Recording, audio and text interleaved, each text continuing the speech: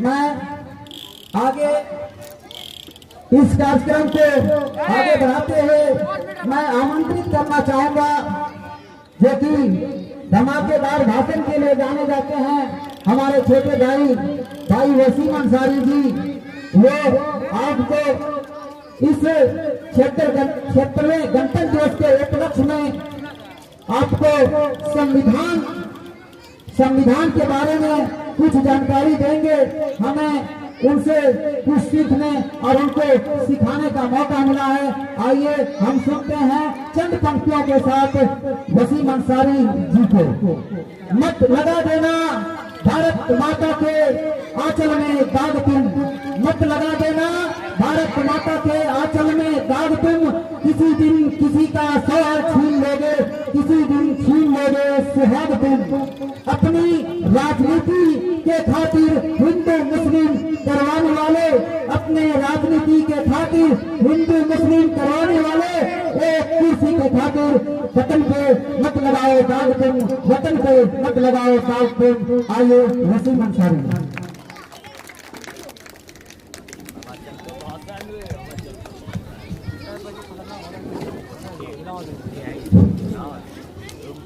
धन्यवाद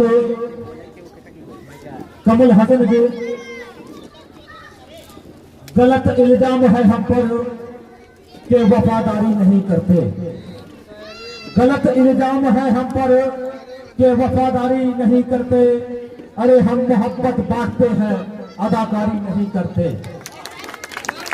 बुरा वक्त जब भी आया है वतन पर ए वतन वालों, बुरा वक्त जब भी आया है वतन पर ए वतन वालों, हम अपनी जान दे देते हैं, गद्दारी नहीं करते। संविधान दिवस के इस महोत्सव में सबसे पहले संविधान के स्वर्णकार बाबा साहब डॉक्टर भीमराव अम्बेडकर के चरणों में अपनी श्रद्धा की सुमन अर्पित करते हुए यहाँ पर उपस्थित आप तमाम लोगों का हार्दिक अभिनंदन स्वागत करता हूँ। 6 भाषाओं के साथ 26 डिग्रियां लिए जब वो सब भारत अपना देश लौट कर आता है तो कभी कल्पना नहीं किया था कि सर छुपाने के लिए छत जाति छुपाकर मिलेगी। अफसर बनकर जब बैठा तो कभी कल्पना नहीं किया था कि वहां का चपरासी पीने के लिए पानी नहीं देगा और फाइल भी अधीनस्थ होकर के फेंक कर देगा। लेकिन वो शख्स रुका नहीं, वो हारा, वो जीता, वो मायूस नहीं हुआ, बिखर गया उसका परिवार, लेकिन वो इस भारत देश में पे बैक टू सोसाइटी के मिशन को लेकर आया रहा। और जब मौका मिला तो उन्होंने अपनी लेखनी से एक ऐसा दस्तावेज तैयार कर दिया कि वो व्यक्ति जिसने ताउम्र गैर बराबरी झेली, वो व्यक्ति जिसने ताउम्र अपमान झेला, अपनी एक लेखनी के माध्यम से सबको सम्मान और समानता का अधिकार दे दिया। परंतु बहुत बड़ी दुख की बात है और बहुत बड़ी विडंबना है कि आज हम डॉक्टर भीमराव अम्बेडकर को सिर्फ 2 फ्रेम्स में क्यों देखते हैं, उनके व्यक्तित्व को सिर्फ 2 खातों में रेखांकित क्यों कर दिया गया है, ये सोची समझी चाल है। आपने देखा होगा डॉक्टर भीमराव अम्बेडकर को एक सूट बूट पहने हुए संविधान की किताब लिए एक संविधान वेदिका के रूप में, या आपने देखा होगा एक आरक्षण वाले शख्स, आरक्षण वाले नेता के रूप में। मेरा सवाल इस देश की राजनीति, इस देश की भविष्य, इस समाज की जनता पे है कि जब डॉक्टर जवाहरलाल नेहरू, लाला लाजपत राय, इन सबको हमने जितना सुना, जितना हमने जाना, वो सब के सब जब जंगे आजादी के वाहक है, वो सब के सब जब जंगे आजादी के नायक है, तो डॉक्टर भीमराव अम्बेडकर जिन्होंने इस देश का संविधान लिखा, वो सिर्फ आरक्षण के जनक कैसे हो गए, वो सिर्फ आरक्षण वाले सब कैसे हो गए।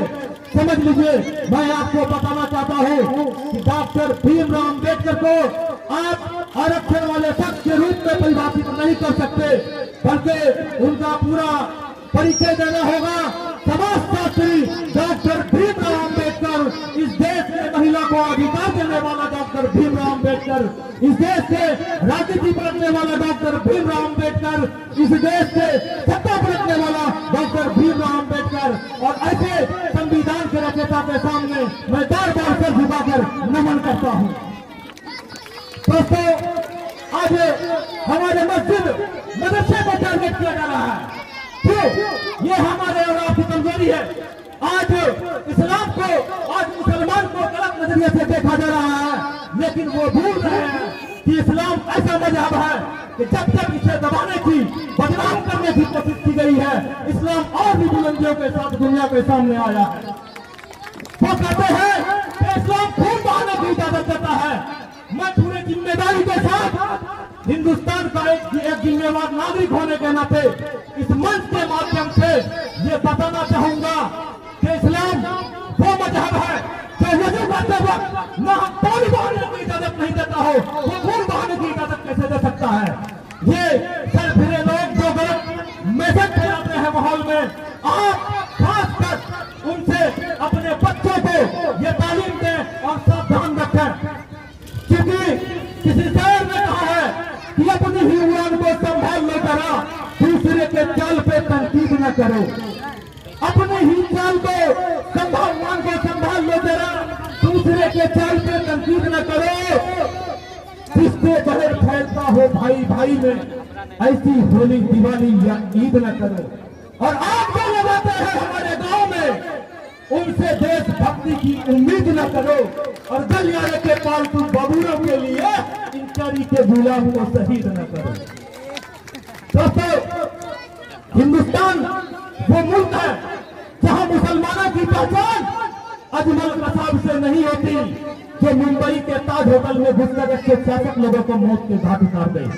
मुसलमान में अगर मुसलमानों की पहचान होती है तो कब्रिस्तान के उन खुददार रखवालों से जो मुंबई कब्रिस्तान के बाहर खड़े हो गए और कहे मर जाएंगे, लेकिन इस नापाक सिर्फ को अपने कब्रिस्तान में दफन नहीं होने देंगे। दोस्तों, आज फेसबुक के माध्यम से तरह तरह का कमेंट खेला जाता है। हम लोगों का बात इधर से उधर करके उनको मस्ती मिलती है।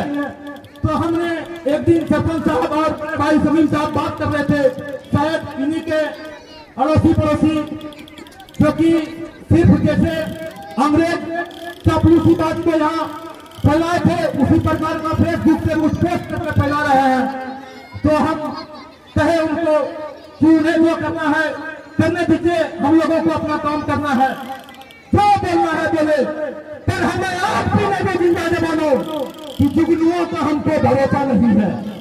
हमें आग पीने में जिंदा जवानों कि जुगनुओं का हमको भरोसा नहीं है। लड़े हैं सदा ही मसालों को लेकर, अंधेरे को हमने भी कोसा नहीं है। हम ही है राना बिस्मिल भगत, यूं बदलते रहेंगे और भारत के पड़ी जो उजाले की जरूरत तो चलते रहे हैं और चलते रहेंगे। तो चलना सीखिए, हक बात को बुलंद कीजिए और अपने समाज को बेहतर से बेहतर बनाने के लिए हमेशा प्रयास करते रहिए। राष्ट्रगान के समय सिर्फ 2 मिनट सावधान रहने से हम लोगों का काम नहीं चलेगा भाइयों। हमें 24 घंटा सावधान रहना होगा। हमें सावधान रहना होगा धार्मिक कट्टरता फैलाते हुक्मरानों से, राजनीतिक बेईमानों से, मजहबी गुनाहों से, नफरत भरी निगाहों से हमें सावधान व सतर्क रहना होगा। जातिवाद फैलाते मक्कारों से, जिस थाली में खाते हैं उसी थाली में छेद करने वाले गद्दारों से, तब जाकर हमारा लोकतंत्र मजबूत और हमारा समाज महफूज होगा। आजादी के बाद हमारे देश ने बहुत सी उपलब्धियां हासिल की है।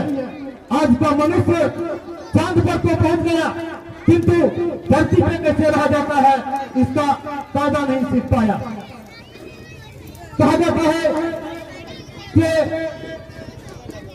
आजादी 15 अगस्त 1947 के बाद ऐसे कैसे घूम रहे थे, किसी को कोई नियम कानून नहीं मिला था, जिसके लिए बहुत ही जद्दोजहद करके एक संविधान कमेटी का गठन किया, जिसके बाद आज ही के दिन 26 जनवरी 1950 को ये पूरे भारत देश में लागू कर दिया गया। यदि यह संविधान नहीं रहता तो जितने भी गरीब छोटे वर्ग के लोग समाज में हैं उनके आवाज को दबा दिया जाता।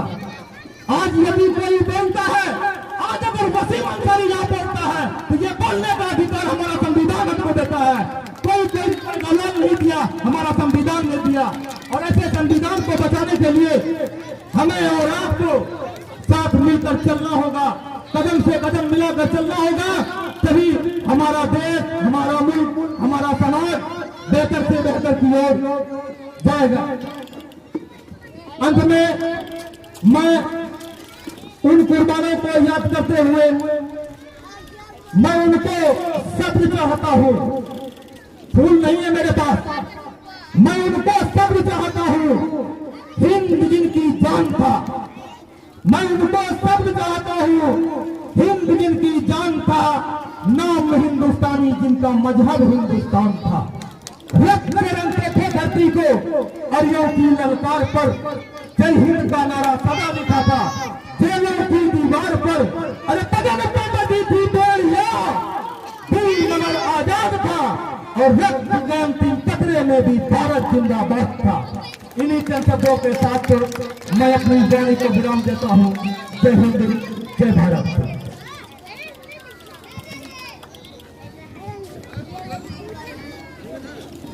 बहुत बहुत धन्यवाद भाई वसीम अंसारी जी।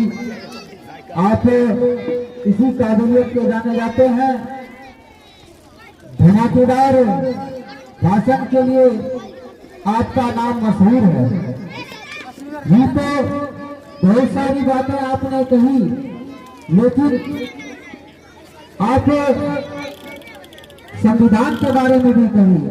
लेकिन आज भी हमारे समाज में, हमारे देश में ऐसे बिचौलिया है जिनका काम दूसरे का घर का दिया बुझाकर अपने घर का चिराग रोशन करने का काम है।